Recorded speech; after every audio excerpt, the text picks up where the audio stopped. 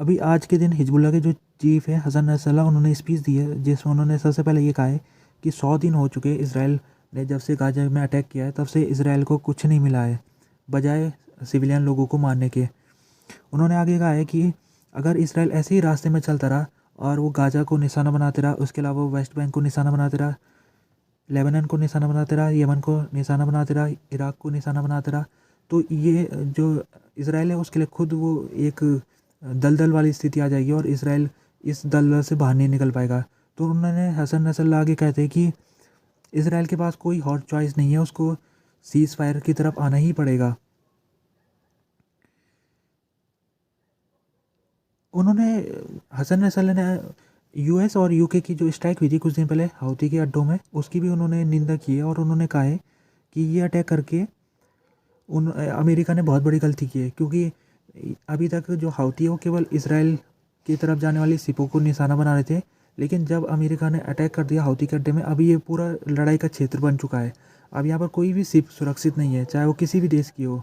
तो उन्होंने कहा ये अब इस इलाके में, रेड सी इलाके में अब ये वार की स्थिति बन चुकी है और अब यहाँ पर कोई भी, चाहे वो किसी भी देश की तरफ शिप जा रही होगी, तो वो अब लपेटे में आ सकती है।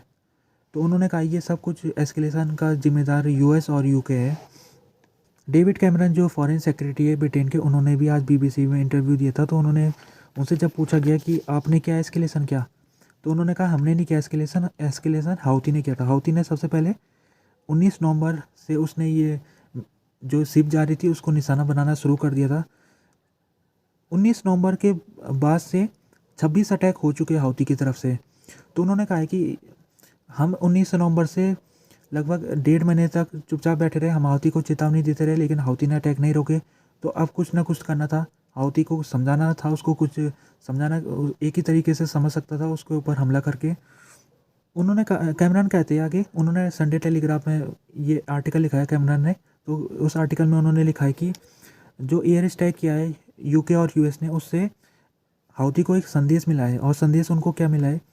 उनको संदेश ये मिला है कि जो ब्रिटेन और अमेरिका है वो डिटरमाइंड है, इस समय फ्रीडम ऑफ नेविगेशन को सुरक्षित करने के लिए वो डिटरमाइंड है। और अगर रेड सी में हमला होता रहा हाउती की तरफ से, तो फिर से जो ब्रिटेन और अमेरिका है वो हाउती के इलाकों को निशाना बना सकते हैं। कैमरन ने लिखा है कि ब्रिटेन और अमेरिका ये हमेशा जो फ्रीडम ऑफ नेविगेशन है इसको डिफेंड करेंगे, और डिफेंड करने के लिए अगर उनको एक्शन भी लेना पड़े तो उसमें भी वो गुरेज नहीं करेंगे। डेविड कैमरन ने स्काई न्यूज़ को इंटरव्यू में कहा है कि जो इस समय सिचुएशन है दुनिया भर की वो बहुत ही गंभीर है और अभी रेड अलर्ट टाइप की सिचुएशन हो रखी है। उन्होंने कहा है मुझे याद नहीं है इससे पहले इतनी गंभीर सिचुएशन दुनिया में कब रही होगी। उन्होंने कहा है कि अगर हाउती को उसके खिलाफ अगर एक्शन नहीं लिया गया तो फिर वो जो उसके हमले उसको और बढ़ाएगा, और जब वो बढ़ाएगा तो फिर जो यहाँ पर कॉमर्शियल शिप है उनको और ज़्यादा नुकसान होगा। तो कहने का मतलब कैमरन का ये है कि जो अमेरिका और ब्रिटेन है उनके पास कोई चारा है नहीं, क्योंकि उनको इस इलाके से, एक स्ट्रेटेजिक इलाका है रेड सी का इलाका, तो इस इलाके को सुरक्षित करना है और यहाँ पर नेविगेशन, जो फ्रीडम ऑफ नेविगेशन है उसको फिर से लागू कराना है इस क्षेत्र में। तो इसके लिए ब्रिटेन और अमेरिका को कार्रवाई करनी पड़ेगी हाउती के ऊपर। अभी आज के दिन चाइना के जो फॉरेन मिनिस्टर है वेंग यी और इजिप्ट के जो राष्ट्रपति है अब्दुल फतह अल सीसी, इनकी मीटिंग हुई थी। तो इस मीटिंग में होने के बाद इस जो चाइना के फॉरेन मिनिस्टर है वेंग यी, उनका स्टेटमेंट आया जिसमें उन्होंने अपील की है कि जो रेड सी वाला इलाका है यहाँ पर अटैक बंद होने चाहिए, सिविलियन वैसल में जो अटैक हो रहे वो बंद होने चाहिए। हालांकि उन्होंने हाउती का नाम नहीं लिया है। उन्होंने अमेरिका के ऊपर भी तंज कसा है। अमेरिका ने जो हाउती के इलाके में अटैक किया है वो बिना बताए किया है। तो जैसे सिक्योरिटी काउंसिल में रेजोल्यूशन पास हुआ था हाउती के ऊपर, लेकिन वो रेजोल्यूशन में मिलिट्री एक्शन की बात नहीं थी, उसमें केवल इतना कहा गया था कि हाउती को उसमें रेजोल्यूशन में कहा गया था कि हाउती को ये अटैक बंद करने पड़ेंगे रेड सी में, ये कहा गया था। लेकिन अमेरिका ने इसको मिलिट्री एक्शन की तरफ मोड़ दिया। तो इसी के ऊपर तंज चाइना के विदेश मंत्री ने कसा है आज के दिन। अगर यूएन सिक्योरिटी काउंसिल में जो जिस दिन ये रेजोल्यूशन लाया गया था, तो जब इसमें वोटिंग हुई थी तो 11 मेंबर स्टेट ने इसके पक्ष में दिया था और 4 मेंबर स्टेट अब्सटेन हो गए थे। 4 मेंबर स्टेट में से एक चाइना था, दूसरा रसिया था और 2 और देश थे। तो रसिया और चाइना की इस समय लगता है कि उनकी पॉलिसी ये है कि वो अमेरिका के जो यहाँ पर रणनीति है जिसके तहत वो अटैक कर रहा है हौती के इलाके में, उससे खुश नहीं है दोनों देश।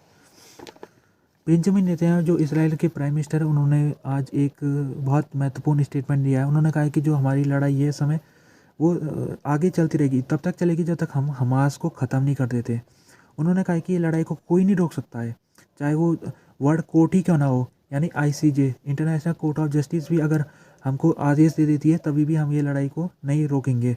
तो इस समय आईसीजे में मामला चला है जेनोसाइड का, और इसराइल को के खिलाफ ये मामला चला है और इसको साउथ अफ्रीका लेके आया था। तो इस समय क्योंकि सुनवाई 2 दिन की हो चुकी है यहाँ पर, आने वाले कुछ दिनों में आईसीजे की तरफ से कुछ फैसला आ सकता है। तो अगर वो इसराइल के खिलाफ फैसला आता है तो इसराइल अगर उस फैसले को नहीं मानता है तो इसराइल के ऊपर सैंक्शन लग सकते हैं। हालांकि वो सैंक्शन में अमेरिका वीटो लगा सकता है। तो लगता है कि इसराइल इसके लिए तैयार है। इसराइल के जैसे प्रधानमंत्री ने आज कहा है कि वो आईसीजे की बात भी नहीं मानेंगे अगर आईसीजे इसराइल को लड़ाई बंद करने का आदेश देता है। तो नबीबिया ने आज के दिन रिजेक्ट किया है। अगर देखा जाए तो जर्मनी जब से केस चला है जेनोसाइड का, तो जर्मनी ने इसराइल का साथ दिया और कहा है कि इसराइल इस इलाके में कोई जेनोसाइड नहीं कर रहा है।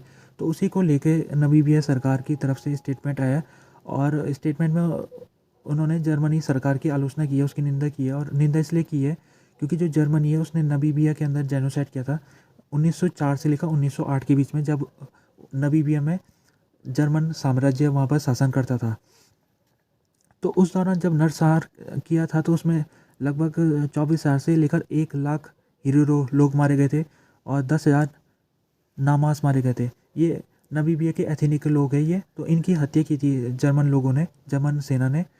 और नबीबिया की तरफ से प्रेसिडेंशियल स्टेटमेंट आज ट्विटर में अपलोड किया गया है। तो उसमें लिखा गया है कि जो जर्मनी है वो बातें तो बहुत बड़ी बड़ी करता है, जेनोसाइड की उसने जेनोसाइड का जो ये कन्वेंशन है उसमें उसने सदस्यता भी ले रखी है, और साथ में वो हर समय बढ़ चढ़ के ह्यूमन राइट की बात करता है। लेकिन जब मेन मौका आया, जब इसराइल जो कि जेनोसाइड कर रहा है, तो जर्मनी को एक स्टांस लेना चाहिए था, और स्टांस उसको ऑब्जेक्टिवली स्टांस लेना चाहिए था, यानी कि जो सही है उसको सही ठहराना था, जो गलत है गलत ठहराना था।